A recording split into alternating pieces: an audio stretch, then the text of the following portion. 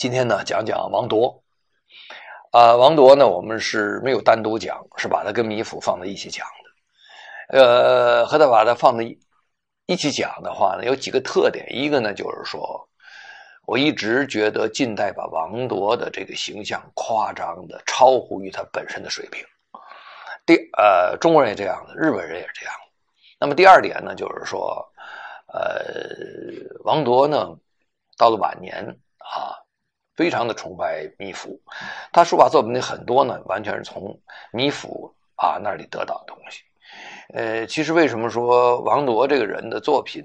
沒有到那個程度呢？沒有到他這個我們當代把他吹捧到那麼高的一個地步，什麼小王胜大王什么后王胜先王这都是我覺得講的有點過分的地方。另外呢，王鐸呢，他一直在臨摹古人的東西，臨了很多，所以他的骨子裡頭有很多古人的東西，而且根本就化不開。到了晚年依然如此。那麼我們今天講的王鐸這個人呢，我們先介紹一下他的一個背景。王鐸呢，他字覺思，號叫松橋，松是松山的松，一個山是一個高，橋呢是一個樵夫的樵，松橋。他是孟津人，这個所以後來呢，很多人管他就稱作王覺思。所以大家要知道，王覺思、王孟京全是指的王鐸。那王孟京呢，就是因為他地方起的，所以他叫地方名。還有的人呢，就是因為他的官職比如說顏魯公王右軍這個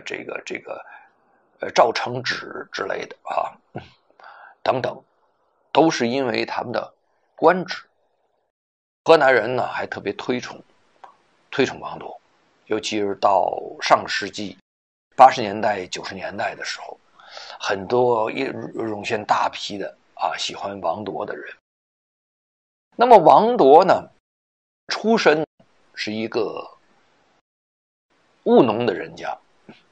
有報道說他呢是一個中小地主，就是說沒有辦法接觸到更廣泛的，或者是能有更大地域交流的這麼一個生長環境。可是他13歲就開始臨寫聖教序了，14歲讀書。所以說古代人在寫字的時候他寫聖教序，他寫字的開始，然後讀書呢是接下來的事情。當然13、14歲的話，在當時來講的話呢，不算早的了。我想跟家庭環境和周邊的環境有一定的關係。他考上進士呢，應該算是他家族裡面非常重要的一件事情。他的長輩應該是這個爺爺輩的一個長輩，曾經考取過進士做過官，但是很早就死掉了。那麼到了王鐸這一代的，王鐸是他們家族唯一的一个考上進士的人。那同期的進士他31歲考上進士。那同期進士呢，又出現了2個很有名的人物，一個叫倪元祿，一個叫黃道周。他們同朝為官，同科進士，但是那2個人確實因為明朝失去政權以後，全都殉國了。王鐸本人沒有很明確的個人的意願、主張和思想。他在做官的時候，他有3次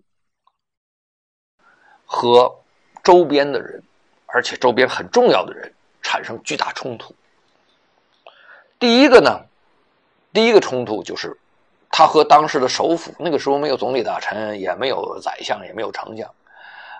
就是在這些官裡叫首輔。首輔呢就相當於總理，他和首輔的衝突造成他不得已會調離調到南京去。那麼第2次呢，他呢，又突然间啊，在这个大殿上，大家討論一個關於邊境的一個主戰主和的時候，他突然又主戰。那這個主戰呢，又和當時的權臣，就是當時的一個最高的首領在政府裡頭，叫楊嗣昌又產生矛盾。最後那場矛盾差一點沒把他行刑當庭拿鞭子打死。當然皇帝是饒恕了他，就崇禎饒恕他了。那麼第三次呢，他給崇禎在講課講中庸的時候，突然間講到一段，這段內容和這個時局太接近了，這簡直就是這個內容就是在講這個皇上怎麼誤國，他轉換不出來了，轉換不出來他又不敢講，最後怎麼辦？最後他用另外一種方式就稀里糊塗的講了，但是崇禎聽明白了，崇禎就非常生氣就要降罪於他。最後他沒辦法，他辭職。李自成攻下北京以後，後來又被這個多多就佔領了北京，把李自成趕跑。這個時候王鐸已經回到了家鄉在黃河流域，在他輾轉逃難的過程中，一次機會，剛好他們逃難的那個地方還可以安身，他就趕到了當時的福王叫朱由崧，也是同樣逃跑路過的地方，他們就安置了這個當時這個朱由崧叫福王，小福王，後來成為了皇上。由於這次的這個我們講他照顧了福王的這個經歷，他就在後來跑到南京的時候就進入了南京的政府。在南京的政府裡面，他就出任了叫做次輔，就是首輔、次輔、副總理，相當於副總理的位置。當時的時局已經不允許再有所任何的作為了。在這種情況下，王鐸再三請辭，但是朱由崧都沒有准許。那大家想想，如果這個時候請辭要真是准許的話，可能後面不知道歷史怎麼寫了。不但不准許，而且給他派了個重任，要守衛南京。南京根本就守不住，所以最後他成了降臣。他投降之前，他還高呼着口號要這個保衛家園。後來他的弟弟先投降了，他弟弟叫王庸那個王庸和我們現在這個著名的王庸先生是同名同姓。後來王鐸跟着投降了，所以這個挺滑稽的一個過程，就是他前一天還在發表振奮國人的這個堅守家園的檄文，轉天投降了。他當然直接投降給多多了。投降之後呢，後來就給他官復原職因為他原來在明朝時候呢是禮部尚書，最後就官復原職。在官復原職這段時間裡面，基本上把他空置就把他擱置在那兒了，沒有用他一點，基本也沒用，也不需要用他。其實拿他作為一種象徵，但是他卻是明朝投降給清朝裡面還被重用的最高級的官員。清朝以後，大家提到這個二臣，二臣裡面王鐸就是一個非常著名的二臣雖然他投降了這個清朝，但是清朝依然在官員錄裡面把他放在二臣。當然這個投降呢，我們在今天這裡面就有很多的故事可講，也有很多的地方可以爭論。比如說到底該不該投降？你要不投降，就引來屠城，但是呢，你也抵御不了清兵。但是投降的話呢，最後老百姓是保住了，但是王铎变成了臭名昭著，可以说到今天为止也很难洗清这个他的二臣的这个罪名。我認為投誠不投誠，在某種程度的時候會有一些抉擇，就是你在那個時候你考慮哪種是優先。這個作為一個官員來講的話，我們確實現在很難講，去因為這個一個岳飛、史可法，像這些人我們確實是民族英雄，但是至於王铎現在怎麼看，我們慢慢的隨着社會的發展，我們可能也會給他一個按照我們這個社會給他一個標準，給他一個最後的一個評判。我們不想討論這些東西。當時的這種民族之間的這種鬥爭和這種戰亂的時期，人們肯定有一個正義和非正義之分。所以王铎不管怎麼樣，他一直會站在一個非正義的立場上。在當時包括趙孟頫，還包括另外一個叫鄭孝胥，他的性格我認為會影響他的書法作品更多。王铎作為苟且生存下來的人，實際上他在清朝只生活了8年。這段時間內呢，他就非常的苦悶無聊非常的苦悶無聊。怎麼辦？王铎就開始花了大部分的心思在書法上頭，他還畫畫，也在畫上頭，當然還在其他方面風花雪月，就是在一種極度的壓抑之中去燃燒生命。所以只有8年的時間，他在明朝又活了8年。那麼在這8年裡面，他的字又有了一些變化。那麼有一些頹廢的，有一些這個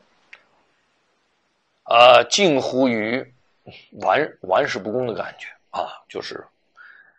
他可以滋生很多平常可能做不到的東西。他在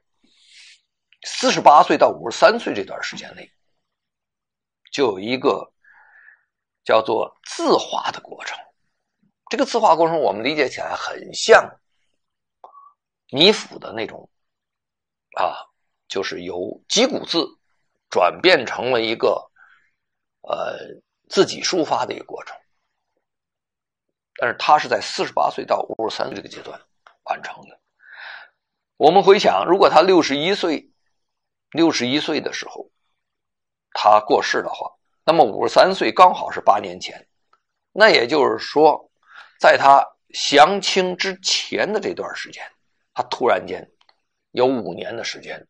他放開來了。但是放開來之後呢，就投降了清朝了。那麼投降了清朝以後，那他的情緒就會出現了很大的變化。這段變化呢，使得他這5年之間產生的這種激昂，這種狂放，就轉變成了一個頹廢。在這段時間內，實際上在完成了他最後書法凝練的過程。早期他的字是學二王的，尤其是在聖教序和葛帖之中，和春花葛帖。他呢，年幼的時候沒有得到非常非常好的，尤其是碑帖廣泛的這種視覺視角和這個對書法的這種廣泛的這種涉獵。但是他進入仕途以後，他就有大量的很有機會在這些同僚之間，還有藏家之間，或者是這個皇室的一些收藏，他就有機會見到。那麼他對於古代尤其是二王的理解，以及於葛帖的理解的學習，到了一種如饥似渴的狀態，和一種把它临摹學習到惟妙惟肖的一個境地。這一點非常非常像我們当代的人。那當時他可以做到什麼程度呢？有人记載說，你可以随便的挑出葛帖裡面的任意一個字來，他都可以把它臨摹的一模一樣，分毫不差。所以以這種來講，王铎是確實在這方面下到一定功夫，而不說他把它還背到了一定程度。從這一點來講，我們認為王铎的學習是認真的，但是方法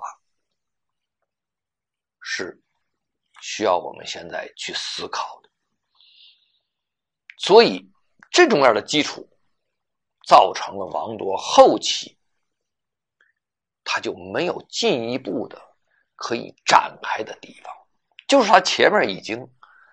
把他約束住，他把他背到那種程度，他腦子裡全部是這些東西。再有一個呢，也很重要的一個内容，就是他的轉圜能力很差。從他人生裡面好多地方我們會發現他的轉圜能力很差。那麼再一條就是他的主觀的意念不強，他沒有一個主旨和一種思想去貫穿他的人生，所以他很難達到那個境界。但是他又下了很多的功夫在古代人的書法裡面。大家知道你是怎麼才能把古代人的一個作品能够完成到那种重複到每一個字上頭，重複到你到背到那個程度，說明什麼？他完全進入到古人那個框架裡頭去。那他怎麼進去這個框架？他一定是了解到了古代人這個框架裡面的一個規律。那某些規律我們討論起來感受起來的話，那就是它的一個像個曲子歌曲，它的韻律它進到那裡面去。當然這是高級一點的，不高級一點的話呢，就像启功先生講的所謂的黃金律啊，就是它一個黃金分格，它的所有的這些比例黄金分格。那我們去看王铎的一些字，他的字裡面我們自始至終感覺不出來他在激動的時候的韻律感起伏。我們大部分時間看到的都是像这个或者是涟漪啊，或者是機械性的這種鼓浪鼓動鼓盪，就很難見到這種起伏很大的起伏。王铎呢，他有機會啊，在內府，就是皇上的這個後院啊，就是皇帝收藏內府裡面，他能夠見到據記載啊，他見到有上千的彌府的真跡。那麼還不算他民間看的，民間看那就無數了。所以他能見到這些真跡，他去揣摩，他去不斷的在裡面吸收東西。他自己曾經說啊，他到了老年的時候，叫一日臨帖，一日復所請，就是一天我就專門去臨東西，臨完之後我的感覺，第二天我就在第二天的這個別人找我買字啊、求字啊的過程中，我就把我前一天的感受給他表現出來。後期我們會發現，或者我們從來沒有見過有這麼一個書家，他能在他的作品的這個所有的作品堆裡頭，能見到這麼大的比例的作品是臨摹古人的，而不是他自己寫的，說明他確實是時刻在想着古人，在想着臨摹。你不管你說我臨摹的時候多像還是多不像，但是他既然說他臨摹古人，就是他想從古人那裡學東西，或者受古人影響。大家想一想，一個書法家，一個真正的書法家，一個大書法家，一個不得了的書法家，他怎麼能夠不發揮自己東西？他在發揮自己最好的时候，他不發揮自己東西，他去一天到晚的從人那儿拿東西。我可以那麼講，真正書法家大家都在這個水平上頭在提升，等某些人提升到一定程度之後，他所要吸收的營養完全不是別的書法家所有的東西，而是大地的精华，人生的精粹，根本就不是別人書法裡面還有的東西。再從別人書法裡面吸收的叫等而下之的東西，就是说你就不可能再超過这些人。你要想超过这些人，你必須有足夠的時間自己去發揮去，甚至你都忘記這些人。但是王鐸不是，所以所謂的小王超大王，就何而論呢？再看他的結果，他由於長期的在臨摹，但是他又跟不上古人的步伐，他跟古人臨摹的過程中跟不上。為什麼？第一點，他的書法有開張的地方，有變通的地方，也有執拗的地方啊。他的跟古人的區別就是他把古人的寫的東西他變成了一個巨丈，他經常寫一個老長的這種大條幅啊，條幅巨丈。什麼叫巨丈？就是說我們現在來說頂天立地，大的又寬又大。據說他拿着絹寫讓情啊，這個兩個人前面兩個人抻着，後面兩個人抻着，拉平了，他在這個上面側着身寫。我曾經給人表演用側身寫，好多人就很奇怪，因為沒有用過，都是拿紙往上推啊。側身寫有一個特點，就是當你側過身的時候，你能貫穿啊整個的書寫，而且貫穿整個書寫還不說，你的視野是全部的，你的寫的時候是貫穿的，所以它整個通篇啊特別暢達啊，然後你整篇的氣勢也特別好，你都能照顧到啊。據說王鐸是在寫這種樣的巨丈，我不知道这巨丈放哪兒，也可能啊清朝那時候房屋就開始比明朝就開始變大啊，或者是比啊唐朝宋朝的變高啊，所以他才有機會展示這種東西。所以他由過去古代經常擅長的一種叫做手卷或者冊頁，它轉變成了這種巨丈。在這上來講啊，它會表現出一種豪邁。當然這種小字放成大字，這種行為和這種效果結果恰恰就是我們當代比較喜歡。當然我們當代就是把它換成了巨幅的大的啊作品來參加展覽，所以王鐸在一段時間內變成了我們好像是這個呼之不去的啊一個影子和不可逾越的啊一個橋樑。所以我們在這個過程中把它看得過於偉大了。王鐸這個人呢，我們從他的作品裡面的變化，這種變化不是說是靠你拿那個筆皴擦出來的東西，不是。變化是什麼呢？起伏、節奏、韻律啊，這些東西的變化啊，在行氣中的這種鼓盪，在通篇中的這種意念上的一種恍惚之間的一種不白，一種調整，隨機的這種增減，在這些方面王鐸絕對不是高手。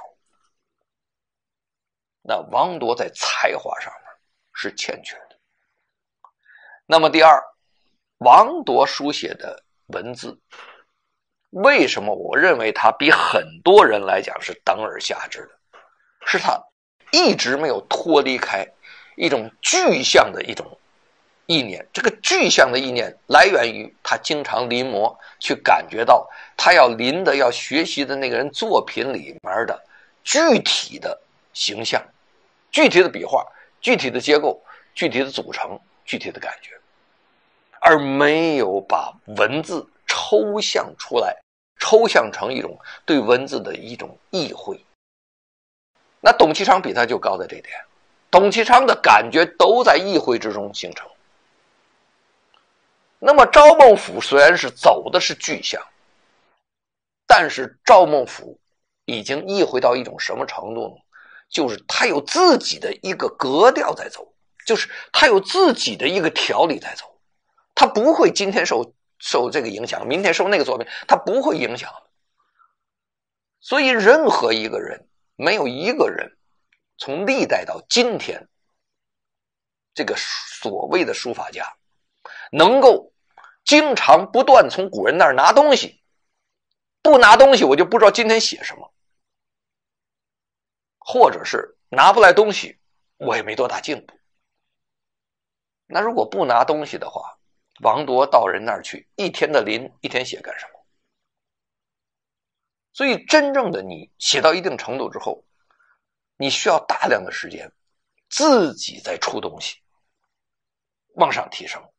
而不是说不拿一個東西我今天就完成不了這個東西，或者是我已經依賴這個東西，我必須要去拿去，我今天才有新的東西。所以我一直認為王铎沒有達到我們大家認為的那個高度。那麼他金昌臨摹呢，一個是具象的影響，這個具象的影響他改變不了古人怎麼辦？他把很多的拉帶出來的，我們現在講叫游絲，這游絲實際上是輕鬆的，是隨意的，他把它具體化，把它筆畫化，把它做了一種拉带。為什麼？是因為它前一個字沒辦法拉出後一字的變化，它生拉硬拽，它把它非得要拽在一起，拽在一起，它把這個字形上面是這麼扭着，下面這麼扭着，一拽之後拽成這樣，應該它還是扭着，還是扭着，然後中間拉條绳，多麼的刻板。所以他的這些拉帶，很多人後來在評論說王铎能做這些的拉帶，說明什麼問題呢？格調不高，說明他沒法消化很多東西，他去把本來不應該視野裡出現的這種意象上的東西和這種拉帶之中產生的力量，他直接用繩子拉上頭，讓你看見拉上頭不說，還拉不動。這說明什麼問題？說明他對古人的這種字形的變化他拉不開。為什麼拉不開？因為他從年輕的時候他就做了這種樣的臨摹，他的每一個字的字形對他來講就是一個優秀的和固定的樣子，他要把這字形變化了，他就沒有東西了，所以他拉也拉不動，他永遠這個字形都是在那兒，他以字形為單位的去繼承了古人東西，而不是用你的意念去感受這些東西來產生自己的拉帶出的字形。真正字形的變化一定得靠拉带，拉带是靠什麼？書寫，正常的書寫才會拉带，不拉带字形都變不了。為什麼？拉带有速度，速度一出來，它一拉，這個字就拉活了，上下字一拉，左右一照顧，這個形狀就出來了。這形狀出來往這一放，這形狀就是你的字形。古代人每一個字形無不在這種狀態下產生，它不是說我們想寫一個什麼樣的字，包括魏碑，所有的楷行草裡面都是這樣的，包括楷書也是一樣的。但是很多的隶書不完全这樣的，好多篆書沒有這種拉帶，它先有圖案，所以沒有這些東西的，它的藝術性就沒有達到我們講的書法的這個級別。但它是在書寫過程中拉帶出來，所以我們看王铎的很多東西，我回來會給大家看一些案例。我講完這些東西，大家再按照我講這種感覺去看它的時候，你就會知道王铎為什麼出那麼機械性的造型。第一，才華不夠；第二，學習方法的。我們再看看他的楷書，他有一幅楷书作品啊，这幅楷书作品呢，被很多人去講。這楷書裡面啊，首先一點，它的運筆啊，非常的機械和簡單，它的造型脫離不了古人，但是他還想變化，變得非常的蠢，而且他没有他自己的一個中心的一個意念在做事情，所以他寫得非常的散漫，但是不消散，他这個毫無凝聚力。所以這一篇字寫出來之後，這楷書這是一塌糊塗。那麼還有一些作品都是很著名的作品，我们來看這個軸。當我們看到的時候，它就是這麼來回顛倒。大家想想，一幅字在拉带下來之後會是什麼樣？我們去看看米芾他怎麼做了，而看他是怎麼這麼閃爍之間這麼來回做動作的啊。我們再來看一個他临寫張芝的一個貼軸啊，临寫張芝的一個貼軸，他全部的拉带，張芝就是拉带的很多嘛，全部拉带，他甚至每一筆都不抬起來，在做這個拉带啊。他把張芝的一個小的作品把它放大成大作品，然後拉带成軸，然後看他所有的拉带，所有的字形跟人家完全一樣。我印象我見到過一個模仿毛主席的作品，他是把毛主席從來不寫大字的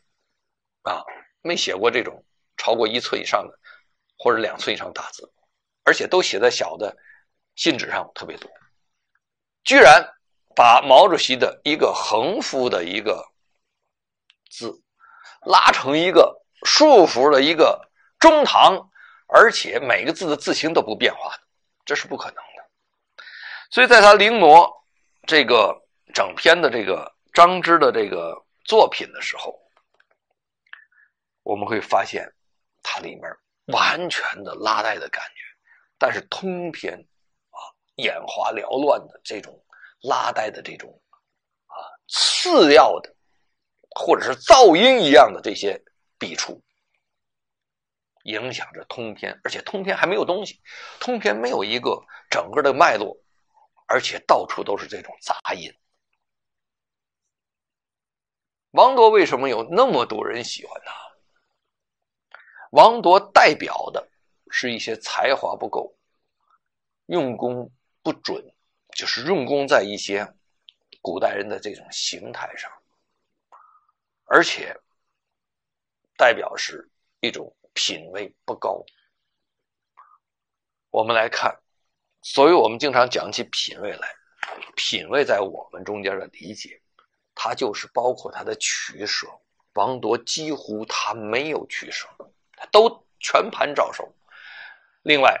還有一個就是他在格調中有一個很重要的疏密關係，這個疏密就決定了在筆畫交接的過程中所交接的比例。就是比如說我們來兩個手去交叉，在交叉的過程中，這是一種平衡狀態。我們利用其他的方法也可以產生平衡狀態，完全平衡狀態，但是其他的平衡狀態的在產生平衡的過程中，它就出現了藝術的多變。但是我們看王铎的所有的交叉，它的取捨都是均衡狀態的，缺乏那種我們講這種非常精彩的自然之間的這種。我剛才做所有的動作的時候，我們完全沒有做，我沒有做預先的一個想法，我就保持了一種自然的，因為這樣所以這樣才這樣。這所有的這些動作它是一個自然產生的動作，在我們平時生活各方面裡面，我們都存在這種，它是什麼陰陽之間的這種扣帶組合。但是王鐸他做的動作全都是非常簡單的，非常这為什麼出現這個東西？這個東西就是他在臨帖的時候，他把古代人那些東西總結出來一個簡單的扼要的一個狀態，他維持這種狀態，他不能改变這個狀態。這是我批評他或者批判他臨習學習的問題，當然也包括這個人的本身有好多的問題。像這一幅叫做《贈二弟众和诗卷》是個手卷，号称他比较精彩作品，我看起来也確實是這個作品在他的這個別的作品裡面顯得比較流暢，有一定的自然，但是他養成的習慣已經處於一種近乎於均衡狀態。所以王鐸呢，他在描述文章的写文章，他也写文章，說詩很平庸。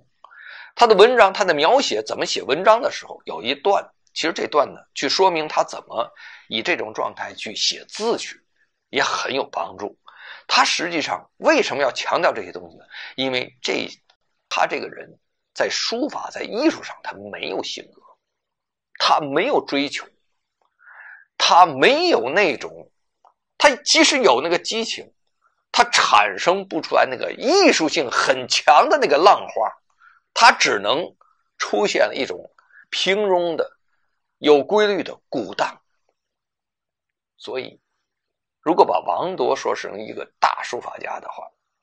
我就真很懷疑這人的眼光。